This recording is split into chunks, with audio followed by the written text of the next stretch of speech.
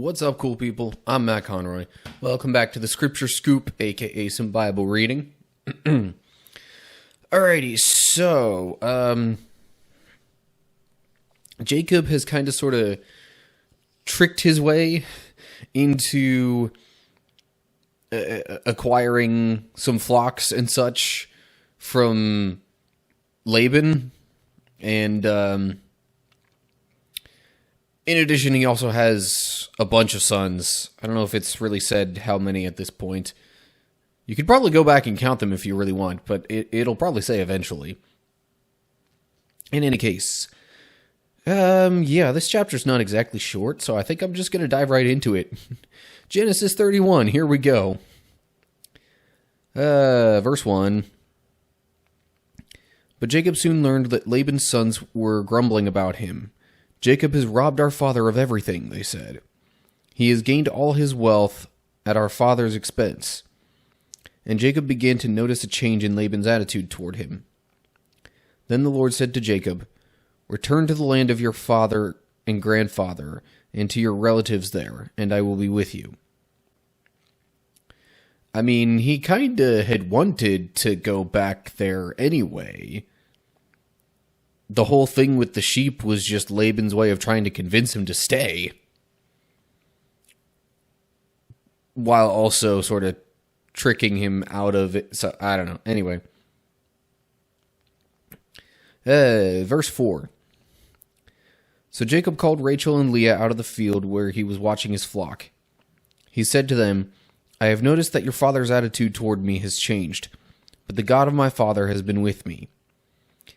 You know how hard I have worked for your father, but he has cheated me, changing my wages 10 times. But God has not allowed him to do me any harm. For if he said, 'The speckled animals will be your wages,' the whole flock began to produce speckled young. And when he changed his mind and said, 'The striped animals will be your wages,' then the whole flock produced striped young. In this way God has taken your father's animals and given them to me." I mean, wasn't Jacob actively trying to cause that kind of stuff? I mean, I don't know if he could really have that direct an effect on, how the lambs appeared when they were born, or even just the general appearance of the sheep. But, it said in the previous chapter that he was, he was actively doing things to try and, move the situation in his favor. But still, in any case, God has, generally speaking, been with Jacob and helped him prosper throughout this whole situation. And that's his main point. Anyway, verse 10. One time during the mating season, I had a dream and saw that the male goats mating with the females were streaked, speckled, and spotted. Then in my dream, the angel of God said to me, "Jacob," and I replied, "Yes, here I am." The angel said, "Look up, and you will see that only the streaked, speckled, and spotted males are mating with the females of your flock. For I have seen how Laban has treated you. I am the God who appeared to you at Bethel, the place where you anointed the pillar of stone and made your vow to me. Now get ready and leave this country and return to the land of your birth." Okay, so Jacob is also known to have dreams, and apparently in the dream, not only was it mentioned about, God turning things in his favor regarding the sheep, but also saying that he should leave. So, verse 14. Rachel and Leah responded, "That's fine with us. We won't inherit any of our father's wealth anyway. He has reduced our rights to those of foreign women. And after he sold us, he wasted the money you paid him for us. All the wealth God has given you from our father legally belongs to us and our children. So go ahead and do whatever God has told you. So, somewhat unsurprisingly, it seems Laban is not exactly the best caretaker of his possessions and his wealth. Also, given his trickery, I mean, just I don't know. Slight moral shortcomings aren't exactly surprising. So, in light of that, apparently Rachel and Leah are completely fine with leaving. So, verse 17. So Jacob put his wives and children on camels, and he drove all his livestock in front of him. He packed all the belongings he had acquired in Paddan Aram and set out for the land of Canaan, where his father Isaac lived. At the time they left, Laban was some distance away, shearing his sheep. Rachel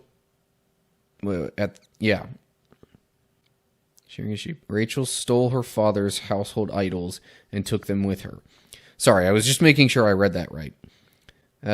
Jacob outwitted Laban the Aramean, for they set out secretly and never told Laban they were leaving.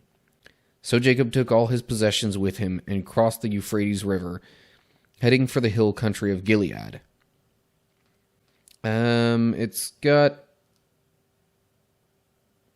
a note next to the Euphrates River. Because it just says the river in Hebrew. I guess it's possibly implied that it was that one. But anyway, so Jacob just kind of up and left without saying anything. Might have been the better way of doing it. Otherwise, Laban might have tried to, get some things from him or do something to get more out of the situation. But it also mentions Rachel stealing her father's household idols. Not sure what the motivation for that was. But anyway. Verse 22. 3 days later, Laban was told that Jacob had fled. So he gathered a group of his relatives and set out in hot pursuit. He caught up with Jacob 7 days later in the hill country of Gilead. But the previous night, God had appeared to Laban the Aramean in a dream and told him, "I'm warning you, leave Jacob alone." Okay. So, Laban, didn't exactly like how Jacob just up and left. And I gotta say, hot pursuits was not the phrase I was expecting to see there, but, this is, again, this is one of those versions, translations, whatever you want to call it, of the Bible that tends to use somewhat more common English language relative to today's culture. So, yeah, anyway. But Laban was also apparently warned to leave Jacob alone. So we'll see what happens when he actually catches up.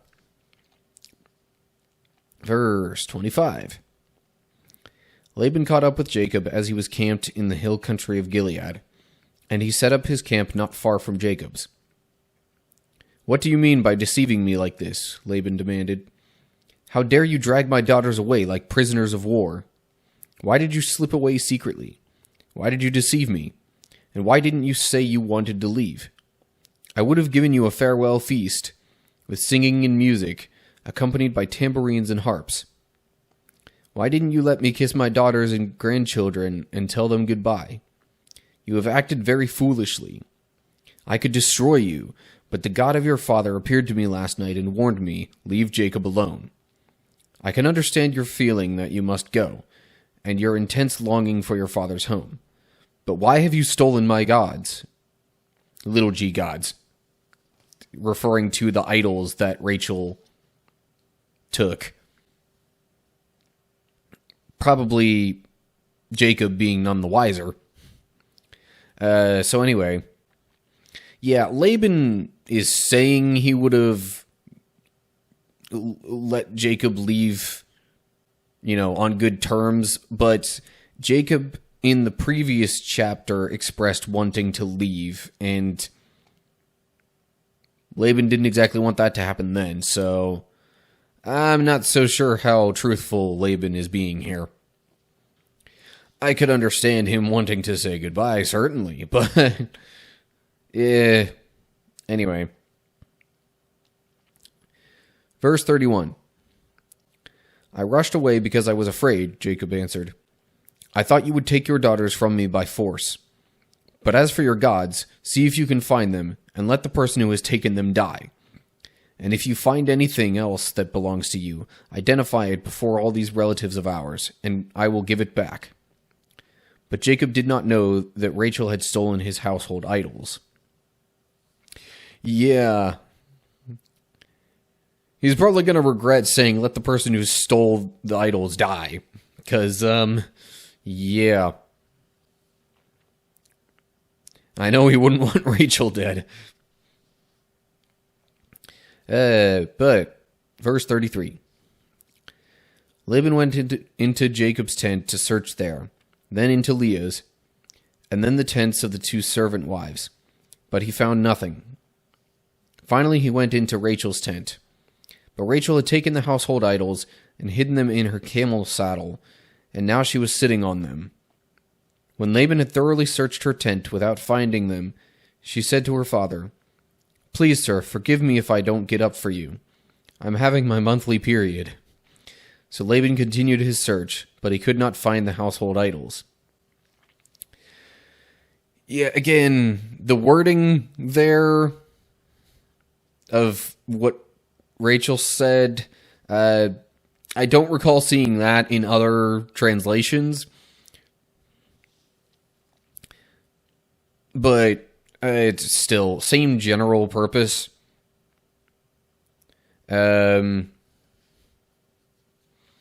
So Laban looks all over the place and doesn't find the idols because Rachel's sitting on them. And then she's giving an excuse for sitting on them, essentially. Anyway, verse 36.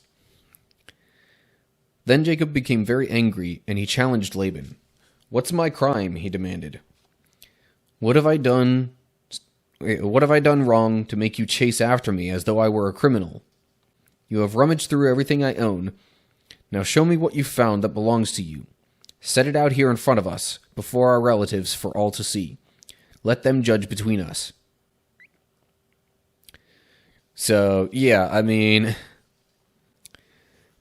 Laban was kind of coming at him, and when Jacob realizes he's not finding anything, then he's kind of annoyed, because, it's like, why were you coming at me, dude? Like, I didn't do anything, as you can clearly see.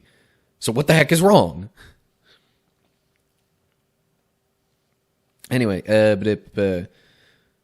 verse 38, and I think this is Jacob still speaking.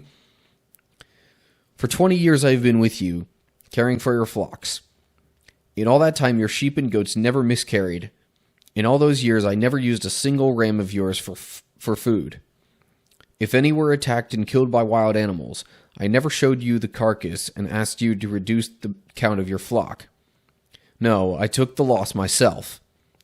You made me pay for every stolen animal, whether it was taken in broad daylight or in the dark of night.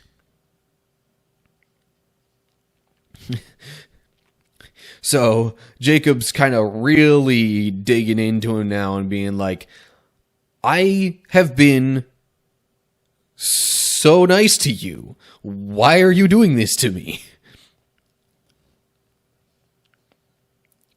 Verse 40, still Jacob carrying on like this. I worked for you through the scorching heat of the day and through cold and sleepless nights. Yes, for 20 years I slaved in your house. I worked for 14 years, earning your 2 daughters, and then 6 more years for your flock. And you changed my wages 10 times. In fact, if the God of my father had not been on my side, the God of Abraham and the fearsome God of Isaac, you would have sent me away empty-handed. But God has seen your abuse and my hard work. This is why he appeared to you last night and rebuked you. Okay, so I was just kind of curious about the little footnote caption thing regarding the fearsome God of Isaac. And it's just a minor detail that, it's a slight difference in the wording. So it's like, I guess it says in the footnote, in the fear of Isaac. So would that then be reading the God of Abraham and the fear of Isaac? Or, I don't know. Anyway, in any case, now Jacob's further elaborating, saying to Laban, you've been against me in so many ways already. The only reason it has worked out for me is because my God has been with me. And God realized that you've been, cheating me and doing me wrong all this time, which is why he gave you the warning last night. So anyway, now we get to verse 43.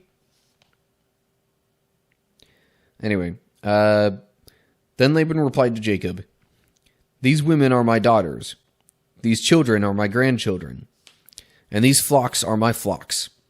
In fact, everything you see is mine. But what can I do now about my daughters and their children? So come, let's make a covenant, you and I, and it will be a witness to our commitment. Okay, so I'm not sure if Jacob's arguing kind of changed Laban's attitude here, or if it was more so just the fact that he wasn't able to find anything, and is like, okay, well, now I've made a fool of myself. I better make it up to him. But in any case, it seems he's had a bit of a change of heart and is looking to kind of patch things up with Jacob. So, verse 45. So Jacob took a stone and set it up as a monument. Then he told his family members, gather some stones. So they gathered stones and piled them in a heap. Then Jacob and Laban sat down beside the pile of stones to eat a covenant meal. To commemorate the event, Laban called the place Jegar Sahaditha, which means witness pile in Aramaic. And Jacob called it Galid, which means witness pile in Hebrew. Okay. So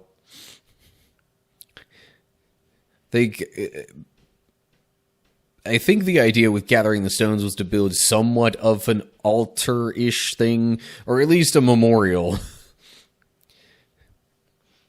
that would, stand out and make the place recognizable and serve as a landmark.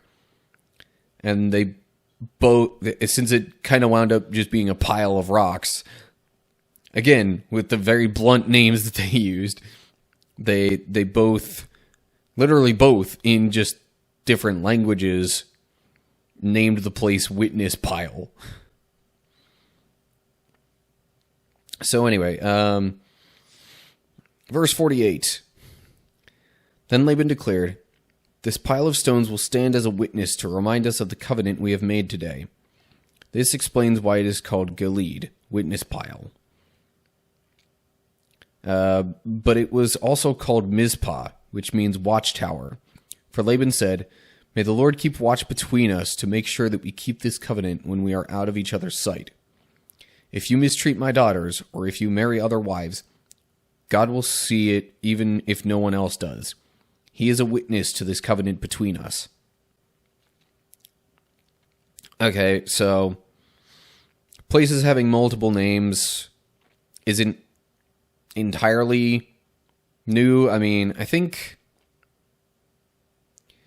that happened with one or two places previously, in this book. But yeah, so it's just further recognizing their agreement there. But Laban also kind of being like, all right, this is also going to serve as a reminder that no matter what we do, God sees us. So if we cheat each other, then God's going to know, even if we don't. Verse 51. See this pile of stones, Laban continued, and see this monument I have set between us. They stand between us as witnesses of our vows. I will never pass the pile of stones I will never pass this pile of stones to harm you, and you must never pass these stones or this monument to harm me.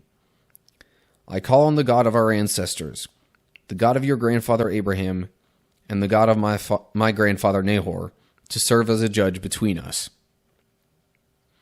Okay, further elaborating on the whole kind of God watching over them point, but also basically kind of saying, all right, this is sort of a boundary line here.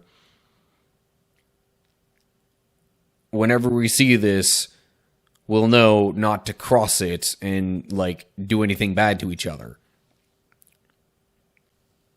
Anyway, and it split the paragraph partway through a verse again. So, verse 53b. So Jacob took an oath before the fearsome God of his father Isaac to respect the boundary line. Then Jacob offered a sacrifice to God there on the mountain and invited everyone to a covenant feast. After they had eaten, they spent the night on the mountain. Laban got up early the next morning, and he kissed his grandchildren and his daughters and blessed them. Then he left and returned home. Okay. So that's it for the chapter. After they were done kind of discussing their agreement and marking their monument and whatnot, they sat down, ate together, and then spent the night on the mountain there, probably just because it was late. But yeah, so that's basically hammering down the point as well that, okay, that memorial was supposed to serve as a boundary line that they wouldn't cross. Or at least if they crossed it, that they wouldn't do anything to each other's belongings or whatever.